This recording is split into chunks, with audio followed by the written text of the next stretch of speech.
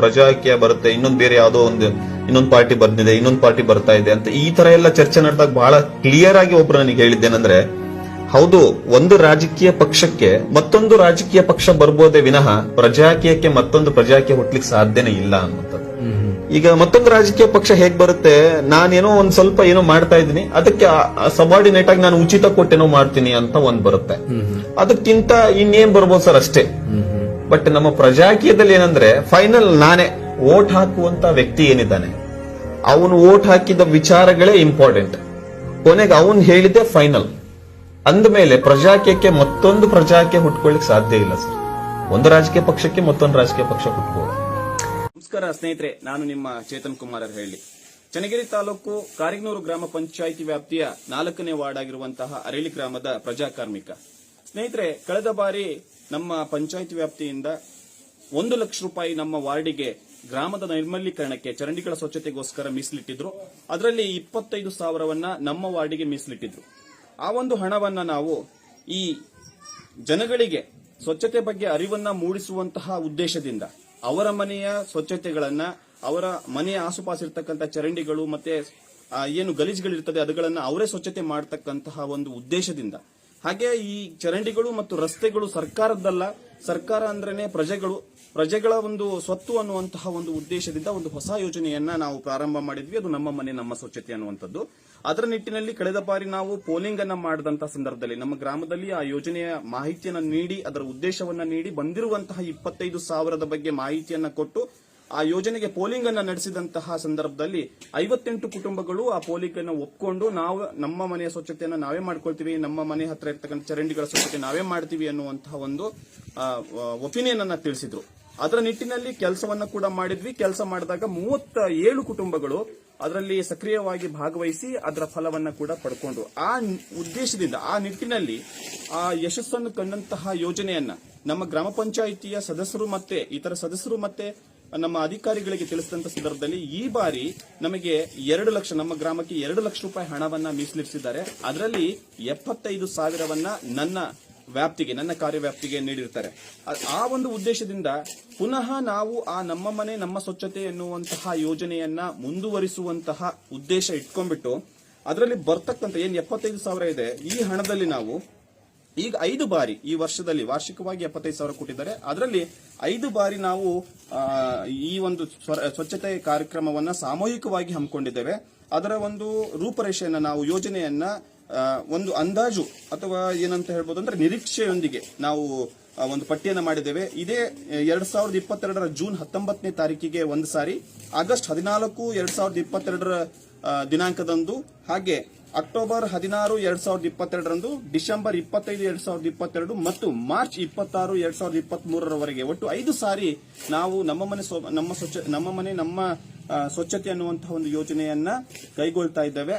ಅದಕ್ಕೆ ಸ್ಫೂರ್ತಿಯಾಗಿ ನಮ್ಮ ಪ್ರತಿ ಕುಟುಂಬಗಳಿಗೆ, ನಮ್ಮ ಗ್ರಾಮದ ಪ್ರತಿ ಕುಟುಂಬಗಳಿಗೆ ಭೇಟಿ ಕೊಟ್ಟು ಅವರ ಏನು ಈ ಸ್ವಚ್ಛತೆ, ನಮ್ಮ ಮನೆ ನಮ್ಮ ಸ್ವಚ್ಛತೆ ಕಾರ್ಯಕ್ರಮ ಮುಂದುವರಿಸಬೇಕು ಬೇಡವೋ ಅನ್ನುವಂಥದ್ರ ಬಗ್ಗೆ ಇವತ್ತು ನಾನು ಪೋಲಿಂಗ್ ಅನ್ನ ಸ್ಟಾರ್ಟ್ ಮಾಡಿದ್ದೇನೆ. ನೋಡೋಣ ಎಷ್ಟು ಜನ ಇದಕ್ಕೆ ಸಹಮತ ಸೂಚಿಸ್ತಾರೆ. ಅವರ ಸಹಮತದ ಮೇಲೆಗೆ ಈ ಯೋಜನೆಯನ್ನ ಮುಂದುವರಿಸಬೇಕು ಬೇಡವೋ ಅನ್ನುವಂಥದ್ದನ್ನ ನಾನು ಹೇಳ್ತೇನೆ. ಇಲ್ಲಿ ನಾವು ಪೋಲಿಂಗ್ ಅಲ್ಲಿ 3 ವಿಷಯವನ್ನು ಪ್ರಸ್ತಾವನೆ ಮಾಡಿದ್ದೀವಿ. ಈ ಯೋಜನೆಯನ್ನ ಮುಂದುವರಿಸೋಣ, ಈ ಯೋಜನೆನೇ ಬೇಡ, ಯಾವುದಾದರೂ ಕಾಂಟ್ರಾಕ್ಟರ್ಗೆ ಈ ಯೋಜನೆಯನ್ನ ಕೊಟ್ಟು ಬಿಡಿ ಅನ್ನುವಂತಹ ಒಂದು ಏನು ಪೋಲಿಂಗ್ ಅಲ್ಲಿ ಸೂಚಿಸಲಾಗಿದೆ. ಅದರ ಪ್ರಕಾರ ಇವತ್ತು ನಾನು ಪ್ರತಿಯೊಂದು ಕುಟುಂಬಕ್ಕೆ ಭೇಟಿ ಕೊಟ್ಟು ಈ ವಿಚಾರವನ್ನು ತಿಳಿಸ್ತಾ ಇದ್ದೇನೆ. ಧನ್ಯವಾದಗಳು. ನಾನು ನಿಮ್ಮ ಚೇತನ್ ಕುಮಾರ್ ಅರಹಳ್ಳಿ. ಹೋದ ವರ್ಷ ನಾವು ಒಂದು ಯೋಜನೆಯನ್ನು ಮಾಡಿದ್ವಿ, ಏನಂದ್ರೆ ನಮ್ಮ ಮನೆ ನಮ್ಮ ಸ್ವಚ್ಛತೆ. ಅದಕ್ಕೆ ಹೋದ ವರ್ಷಕ್ಕೆ 25,000 ಗ್ರಾಮ ಪಂಚಾಯಿತಿಯಿಂದ ನಮ್ಮ ಈ ವಾರ್ಡಿಗೆ ಮೀಸಲಿಟ್ಟಿದ್ರು. ಆ ಸಂದರ್ಭದಲ್ಲಿ ನಿಮ್ಮ ಹತ್ರ ಪೋಲಿಂಗ್ ತಗೊಂಡ್ಬಿಟ್ಟು ಕಾಂಟ್ರಾಕ್ಟ್ ಕೊಡೋದು ಅಥವಾ ನೀವೇ ಚರಂಡಿಗಳನ್ನ ತೆಗಿತಿರೋ ಅಥವಾ ಈ ಯೋಜನೆಯನ್ನ ಬೇರೆ ಯಾವ್ದೋ ಕೂಲಿ ಕಾರ್ಮಿಕರಿಗೆ ಕೊಟ್ಟು ಮಾಡಿಸೋಣ ಅಂತ ಹೇಳಿ ಒಂದು ಪೋಲಿಂಗ್ ಮಾಡಿದ್ವಿ. ಮಾಡಿದಂತ ಸಂದರ್ಭದಲ್ಲಿ ನೀವೆಲ್ಲ ಒಪ್ಕೊಂಡ್ಬಿಟ್ಟು ಇಲ್ಲ ನಮ್ಮ ಮನೆ ಹತ್ರ ಸ್ವಚ್ಛತೆ ನಾವೇ ಮಾಡ್ತೀವಿ, ಈ ಚರಂಡಿಗಳು ನಮ್ ಸ್ವತ್ತು ಅನ್ನುವಂತ ಉದ್ದೇಶವನ್ನು ಇಟ್ಕೊಂಡು ನೀವು ಆಲ್ರೆಡಿ ಅದನ್ನ ಚರಂಡಿನ ಸ್ವಚ್ಛತೆ ಮಾಡಿದ್ರಿ. ಅದರ ದುಡ್ಡು ಕೂಡ ಕೊಟ್ಟಿದ್ದೇವೆ. ನಿಮಗೆ ತಲುಪಿದೆ ಅನ್ಕೊಳ್ತೇನೆ ನಾನು. ದುಡ್ಡು ತಲುಪಿದೆನಾ? ತಲುಪಿದೆ. ಈಗ ಏನಾಗಿದೆ ಅಂದ್ರೆ ಅದನ್ನ ನಮ್ಮ ಪಂಚಾಯಿತಿಯಲ್ಲಿ ಹೇಳಿದ್ವಿ, ಈ ತರ ನಾವು ನಮ್ಮ ಮನೆ ನಮ್ಮ ಸ್ವಚ್ಛತೆ ಯೋಜನೆ ಮುಂದುವರಿಸಬೇಕು ಅಂತ ಅನ್ಕೊಳ್ತಾ ಇದ್ದೇವೆ, ಅದಕ್ಕೆ ಅವಕಾಶ ಮಾಡಿಕೊಡಿ ಅಂತ ಹೇಳಿದಕ್ಕೆ ನಮ್ಮ ಪಂಚಾಯಿತಿಯ ಇತರೆ ಸದಸ್ಯರು ಏನಿದ್ದಾರೆ ಅವರು ಮತ್ತೆ ನಮ್ಮ ಪಂಚಾಯಿತಿ ಅಧಿಕಾರಿಗಳು ಒಪ್ಪಿ ನಮಗೆ 75,000 ರೂಪಾಯಿ ಹಣ ಕೊಟ್ಟಿದ್ದಾರೆ ಈ ಸರಿ. 75,000 ರೂಪಾಯಿ ಹಣ ಕೊಟ್ಟಿದ್ದಾರೆ. ಆ 75,000 ರೂಪಾಯಿದಲ್ಲಿ ನಾವು ಈ ಸರಿನೂ ಕೂಡ ನಿಮ್ಮ ಮನೆ ಹತ್ರ ಇರ್ತಕ್ಕಂತಹ ಚರಂಡಿಗಳನ್ನ, ಸುತ್ತಮುತ್ತಲ ವಾತಾವರಣ ನೀವೇ ಸ್ವಚ್ಛತೆಯನ್ನ ಮಾಡಿಬಿಟ್ಟು ಏನಾದ್ರೂ ಆ ಹಣವನ್ನ ಪಡ್ಕೊಳ್ತಿರೋ ಅಥವಾ ಬೇರೆ ಯಾರಿಗಾರು ಕಾಂಟ್ರಾಕ್ಟ್ ಕೊಟ್ಟು ಈ ಒಂದು ಕೆಲಸವನ್ನ ಮಾಡಿಸ್ಲೋ ಅಥವಾ ನಾವೇ ಈ ಯೋಜನೆನ ಬೇಡವೋ? ಈ ಯೋಜನೆ ಉತ್ತಮ. ಈಗ ನಾವು ಬೇರೆ ಕಡೆ ಕೂಲಿ ಹೋಗ್ತೀವಲ್ಲಪ್ಪ, ಆ ಕೂಲಿ ಹೋಗೋ ಟೈಮಲ್ಲಿ ಬಂದಾಗ ನಾವು ಆ ದಿವಸದಲ್ಲಿ ನಮಗೆ ಕೂಲಿ ಇರಲ್ಲ. ಆವಾಗ ನಮಗೆ ನಮ್ಮ ಮನೆ ಹತ್ತಿರ ಇರೋ ಚರಂಡಿ ಆಗಲಿ, ಸುತ್ತಲೂ ರಸ್ತೆ ಆಗಲಿ ಎಲ್ಲ ಸ್ವಚ್ಛತೆ ಮಾಡ್ಕೊಂಡ್ರೆ ಸರ್ಕಾರವೇ ಆ ದುಡ್ಡು ನಮಗೆ ಕೊಡುತ್ತಲ್ಲ, ಬೇರೆ ಕೊಡುವಂಥ ಅವಶ್ಯಕತೆನೇ ಇರಲ್ಲ. ನಮ್ಮ ಗ್ರಾಮದಲ್ಲಿ ನಾವು ಸ್ವಚ್ಛತೆ ಇಟ್ಕೊಂಡ್ರೆ ನಮ್ಮ ದೇಶ ಸ್ವಚ್ಛತೆ ಇರ್ತೈತಿ. ನಾವೇ ಸ್ವಚ್ಛತೆ ಇಟ್ಕೊಳ್ಳಿದಾಗ ನಾವು ಬೇರೆ ಕೂಲಿ ಹೋಗಿ ಸರ್ಕಾರದ ಬರೋ ಫಲವನ್ನು ನಾವು ಬಿಟ್ಕೊಟ್ರೆ ನಾವು ಕೂಲಿ ಕಾರ್ಮಿಕರಾಗಿ ವ್ಯರ್ಥ. ಆ ಕಾರಣದಿಂದ ನಾವು ನಮ್ಮ ಮನೆಯ ಅಕ್ಕಪಕ್ಕದಲ್ಲಿ ಎಲ್ಲ ಸ್ವಚ್ಛತೆಯನ್ನು ಇಟ್ಟುಕೊಂಡ್ರೆ ನಮ್ಮ ಆರೋಗ್ಯವೂ ಸ್ವಚ್ಛತೆ ಇರ್ತೈತಿ.